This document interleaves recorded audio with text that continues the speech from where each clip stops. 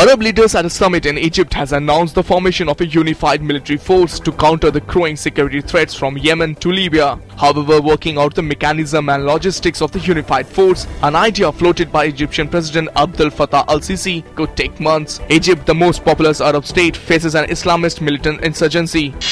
In Yemen, at least 38 people were killed in clashes between rebel forces and tribes near the southern oil region. The fighting erupted when tribesmen attacked position held by Houthi rebels near the oil-rich area of Usailan. The clashes comes as Saudi-led coalition warplanes pounded rebel positions across Yemen in a 4-day-old campaign to try to prevent the fall of President Abdurrahman Mansur Hadi.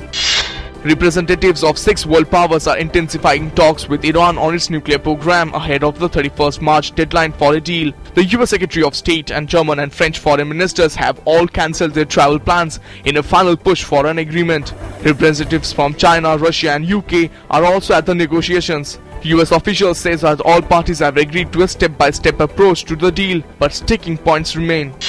Thousands of Tunisians marched through the capital of Tunis in a show of solidarity against the Islamist militants on Sunday, hours after the government said its forces had killed 9 members of a group suspected of carrying out this month's deadly Bardo Museum attack. The March 18 attack in Tunis killed 21 foreign tourists and a policeman, shaking a country that has been praised as a peaceful democratic model since leading the first of the Arab Spring uprisings in 2011. The Bardo massacre was one of the worst attacks in its history.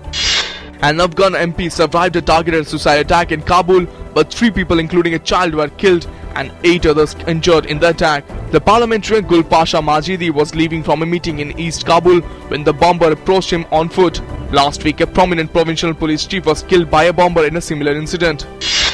An Air Canada plane skidded off the runway at Halifax Airport in Nova Scotia, injuring 25 people on board. The aircraft touched down at 1,100 feet short of the runway. From there, it hit an antenna array that's part of the Air Force landing system and severed a power line that caused significant damage to the plane and cut off power to Halifax Stanfield International Airport. Around 133 passengers and 5 crew members were on board.